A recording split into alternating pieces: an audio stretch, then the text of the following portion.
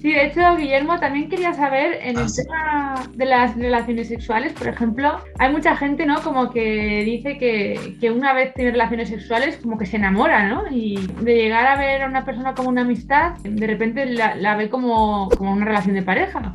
O gente que al revés, que está conociendo a alguien y lleva un tiempo conociéndole y se enamora sin necesidad de tener ningún tipo de relación sexual. Y quería saber por qué tanto lío con este tema, porque si realmente es algo que biológicamente es diferente a los hombres o las mujeres, si nos pasa a todos por igual y un poco en ese sentido, ¿no? Porque también me llegan muchos pacientes con Claro. el tema de la seducción, de la dependencia emocional, pues eso, tanto hombres como mujeres, que tienen incluso un patrón, ¿no? De que siempre les ocurre lo mismo y se enamoran de las mismas tipos de personalidades. No sé, si nos puedes un poco aclarar con todo esto, lo que nos pasa en el sistema nervioso para liarnos tanto cuando estamos conociendo a alguien. Bueno, en cuestión muy general, hay que entender algo. Los seres humanos somos seres de apego. Los seres humanos, como otros mamíferos, tenemos que apegarnos, ¿sí? No es una decisión, es algo natural. De hecho, por ahí hay unas teorías, ¿no?, psicoanalíticas que se basan en esto, en las teorías del apego, de cómo,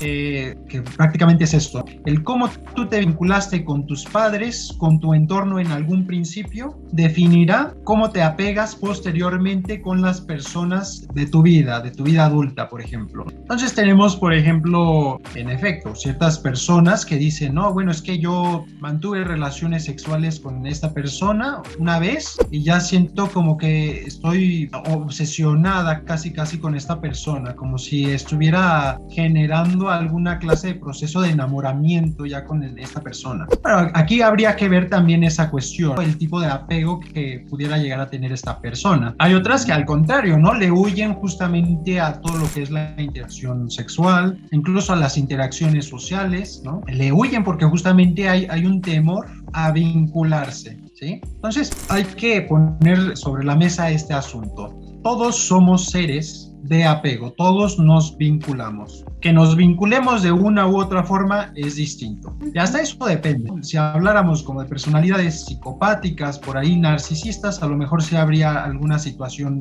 cuestión del apego. Pero bueno, hablando en general, todos nos apegamos, todos generamos apego. Entonces, justamente, si ya lo dijéramos en un aspecto sistema nervioso, así decirlo, la capacidad que tenemos de apegarnos se lo debemos a nuestro cerebro mamífero, al sistema límbico. Tú date cuenta, y en realidad los animales también tienden a hacer lo mismo.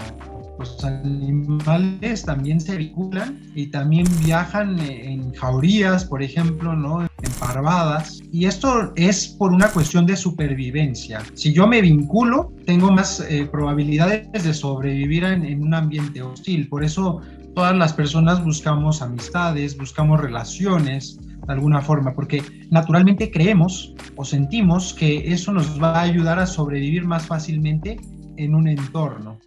Esa sería la primera parte. Ya si habláramos en una a lo mejor más biológica, más detallada, pues también, aparte de nuestro sistema límbico, de nuestro cerebro mamífero, estaría nuestro neocórtex, nuestra neocorteza, que es la parte más evolucionada de nuestro cerebro, la cual a lo mejor nos ayudaría a crear estrategias para podernos vincular mejor con ciertas personas. Por ejemplo, yo cuando aprendí que tendía a vincularme con mujeres a lo mejor un poco, vamos a decirlo, autoritarias, cuando yo me di cuenta de ese patrón, es que soy capaz de cambiarlo y a lo mejor ya estaré estudiando un poquito mejor con qué tipo de mujeres me estoy vinculando. Pero vamos, esto es más bien un proceso ya más avanzado, más evolucionado de nosotros, los seres humanos. Entonces sí, justamente el enamoramiento sería un proceso de vinculación, sería un proceso de apego. Todos los seres humanos tenemos apego. Ahora, muy interesante el tema que sacaste, ¿no? De si el apego es diferente en hombres o en mujeres, o estos procesos sexuales serían diferentes en hombres y en mujeres. Sí y no. El apego lo tenemos todos, hombres y mujeres. Hay mujeres con apego ansioso, hay hombres con apegos ansiosos, que son estas personas que justamente a lo mejor tienen unas cuantas interacciones con una persona y ya sienten como que se están sobrevinculando, como que ya se están aferrando demasiado a esta persona. Ahora hay otras personas con un apego más evitativo, que tienen que estar interactuando con estas personas durante mucho tiempo como para empezar a sentir que ahora sí le están abriendo su corazoncito, ¿no? Literalmente. ¿Por qué? Porque esto es un apego evitativo. Justamente estas personas tienen miedo a apegarse. Es donde entra también el tema de las emociones. Entonces, bueno, todos tenemos apegos, ansiosos, evitativos, ambivalentes. ¿Qué sucede? Sí, el cerebro de las mujeres es un tanto distinto al de los hombres en este sentido. No sé si a ti te ha pasado, pero muchos pacientes hombres que llegan al consultorio dicen, bueno, es que yo me doy cuenta que me estoy enamorando de una chica, de una mujer, cuando no pienso en tener relaciones sexuales con ella. O sea, pienso en muchas otras cosas, en pasar tiempo con ella, en, no sé, irme de picnic, ¿no? Hacer este tipo de cosas. Y bueno, entre esas a lo mejor sí tener relaciones, pero no es lo primordial, el meollo del asunto. Y hay otras chicas, ¿no? Hay pacientes mujeres que al contrario, ¿no? Llegan al consultorio y te dicen lo contrario, justamente, que es, no, yo sí pienso en tener relaciones con este hombre, con este chico, ¿no? Me interesa sexualmente, me gusta su capacidad para desenvolverse en cierto entorno, me gusta la capacidad que tiene de alguna forma para liderar, para de alguna forma, vamos, llevar la delantera en muchas cosas. Y eso me gusta emocionalmente y sexualmente también me provoca algo. Entonces, justamente, sí podríamos aquí ver como ciertas diferencias sexuales en hombres y en mujeres.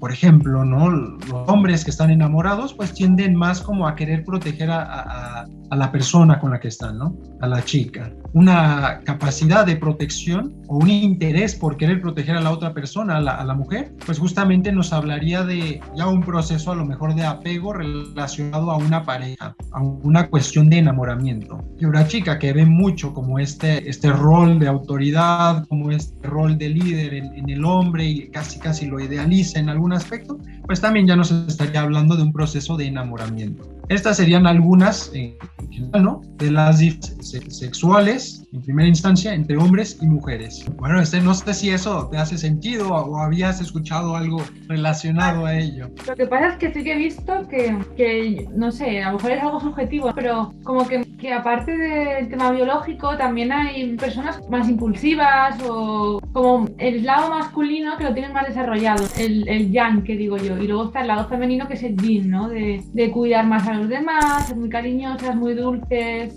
y en cambio entonces yo he visto a muchas mujeres que tienen mucho más yang, es decir, que tienen mucha iniciativa, que les gusta el poder, que les gusta llamar la atención, son más impulsivas y les gusta hablar en público, todo este tema. Y luego he visto hombres muy yin, es decir, hombres que les gusta cuidar, que son muy cariñosos. Y luego, entonces he visto que hay muchas mujeres yang, o sea, muy masculinas, entre comillas, bueno, muy masculinas, que tienen esa parte masculina más desarrollada, y hombres que tienen la parte más femenina más desarrollada. Entonces, y he visto que se atraen mutuamente, bueno, tanto en el tema homosexual como en el tema heterosexual, eso es independiente. Pero sí que he visto como que se complementan bastante el tema de si eres más masculino, masculina, femenino, femenina. Entonces, claro, eso también se me escapa un poco la biología, ¿no? Porque si la biología dice que lo que le atrae a una mujer de un hombre es su seguridad, lo que le trae a un hombre a una mujer es lo cariñosa y dulce que es, o claro, entonces también me hago cuestiones. ¿Hasta qué punto la biología explica esto o hasta qué punto realmente no es tan rígido el tema comportamental? Claro, totalmente. Y muy interesante lo que me estás planteando. Yo te lo plantearía de esta forma, y esta es una pregunta, ¿no? Es una pregunta para la audiencia también. Hablando de procesos biológicos moleculares muy pequeños, ¿podrá la biología explicar procesos tan complejos como el arte, como la filosofía? ¿Tú qué piensas, Esther? Porque justamente me gustaría partir de esto. Bueno, al menos el arte yo lo veo como un tema más relacionado con las emociones, y el tema, por ejemplo, filosófico, pues a lo mejor ya entra más el lóbulo prefrontal porque estás reflexionando, depende de qué temática, entiendo, no sé. Sí, justamente, lo que sucede es lo siguiente. nosotros podríamos estudiar molecularmente ciertos procesos, ¿no? Podríamos explicar cómo se genera el enojo, cómo se genera la alegría, pero llega un punto en donde la biología podría llegar a tener ciertos límites para explicar procesos extremadamente complejos, extremadamente abstractos. Lo último que se ha estudiado, por eso digo, ¿no? Las neurociencias, a pesar de que estamos muy avanzados en ellas, seguimos estando en pañales.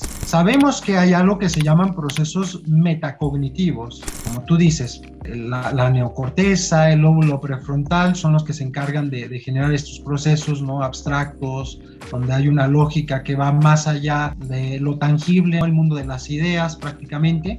Pero vamos, llega un punto en donde este campo pues ya estaría de alguna forma fuera de la biología, ya estaría fuera de un estudio molecular, o hasta la fecha no tenemos cómo estudiar eso. Podemos estudiar los procesos metacognitivos por separado de alguna forma, pero explicar como tal por qué el ser humano puede generar filosofía o puede generar ideas muy complejas es difícil en este campo de las neurociencias, ¿no? Todavía no, se está planteando, ¿no? Por ahí hay quienes están ya revelando, ¿no? Están estudiando los sueños incluso para reproducirlos en alguna pantalla, ¿no? Es decir, tú estás dormido, te están estudiando mientras estás dormido y esos sueños que estás teniendo, esas imágenes que están pasando por tu cabeza, las están tratando de transcribir, ¿no? En un lenguaje binario para poder de alguna forma graficarlo en imágenes, para que todos podamos ver qué estás soñando en una pantalla. Y esto es una investigación que ha tomado muchos años.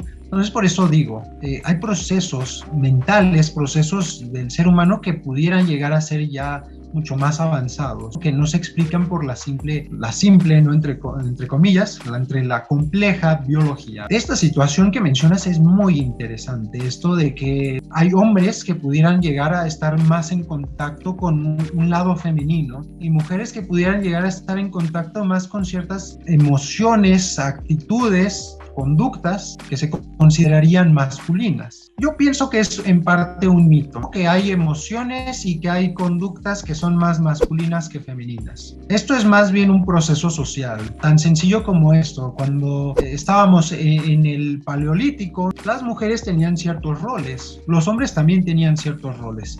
Y desde ahí empezamos de alguna forma a ramificar tareas, a ramificar conductas, cómo debe actuar un hombre, qué tareas tiene que hacer y qué tareas tiene que hacer una mujer, qué conductas están asociadas con esto. Es importante mencionar que sí, hay hombres que tienen más conductas, que están más en contacto con un lado femenino, que están muy en contacto con un lado emocional. Incluso socialmente, ¿no? Los hombres que lloran, por así decirlo, que demuestran mucho afecto, pues estarían mal vistos. O incluso hablaríamos a lo mejor como de que eso debería estar prohibido. Y que también, si eres mujer, tienes que demostrar cierta feminidad, tienes que mostrar como ciertas conductas más socialmente asociadas a lo femenino. Esto no es del todo cierto, ¿verdad? Hay hombres que pueden demostrar esta emocionalidad, pueden llorar, pueden hacerlo de una manera bastante libre, expresándose, y eso no les quita prácticamente una capacidad de liderazgo, de autonomía. Incluso si la sabes trabajar bien, ¿no? Pudieras llegar a usarlo a tu favor, esto, igual siendo una mujer. Lo que sucede es que todavía nuestra sociedad no está tan abierta como para abrir ese melón, para hablar de ese tema. Pero es cierto, el hecho de que yo sea muy emocional no significa que sea algo negativo. Puedo usarlo a mi favor en algún momento. Incluso si habláramos ya de cuestiones ahí sociales, de seducción, no de ligar, pues eso hasta podría llegarme a favorecer en algún momento, si lo sé utilizar. El problema es que justamente no sabemos utilizar eso. Hay personas, como tú bien dices, que son más impulsivas, tienen una conducta más impulsiva que otras. Y eso puede ser algo bueno o algo también malo. Depende, ¿no? Depende de la persona. Igual la gente que dice, es que yo pienso demasiado, tengo conductas muy obsesivas, muy repetitivas. Bueno, pues eso podrías canalizarlo para algo bueno, para algo que esté a tu favor, o algo que te termine generando más ansiedad, más problemas en este aspecto. Entonces, más bien, el problema es que no sabemos cómo utilizar esto a nuestro favor, estas emociones, estas conductas, porque además nadie nos enseña. Claro, depende del contexto, depende del momento, ¿no? Donde estés. A lo mejor te toca más tener la iniciativa y el liderazgo, y a lo mejor te toca más una postura un poquito más sumisa, más receptiva, más tranquila y no tiene nada que ver con el género, vamos. Yo lo veo así, que es adaptativo el rol que coges en cada momento. Totalmente, sí, definitivamente, ¿no? Yo puedo ser hombre y aceptar que a lo mejor mi pareja, pues es más impulsiva, tiene un carácter a lo mejor más colérico, pero eso podríamos a lo mejor incluso en algún momento trabajarlo y utilizarlo a favor de la relación, de la pareja, ¿sí? Y eso no tendría por qué afectar mi masculinidad, eso no significa que yo sea menos hombre, no lo sé, es que te digo, depende, ¿no? Depende de muchas situaciones el decir si está bien o está mal que una persona tenga ciertas conductas o no. Pero definitivamente el punto es que no nos enseñan, no sabemos exactamente cómo canalizar ciertas conductas, ciertas emociones. Siendo hombre y ser muy emocional en tiempos, ¿no? Siempre se vio como un defecto, siempre se vio como algo negativo. Y también ser una mujer con un carácter más fuerte, ¿no? Con cierto carácter colérico, más decidido, más directivo, pues también, ¿no? Como que se llega a ver como algo malo. La realidad es que esto no es así. Para ver más vídeos de psicología o desarrollo personal, entra en mi canal de YouTube o en mi Instagram, Esther Psicóloga a tu lado.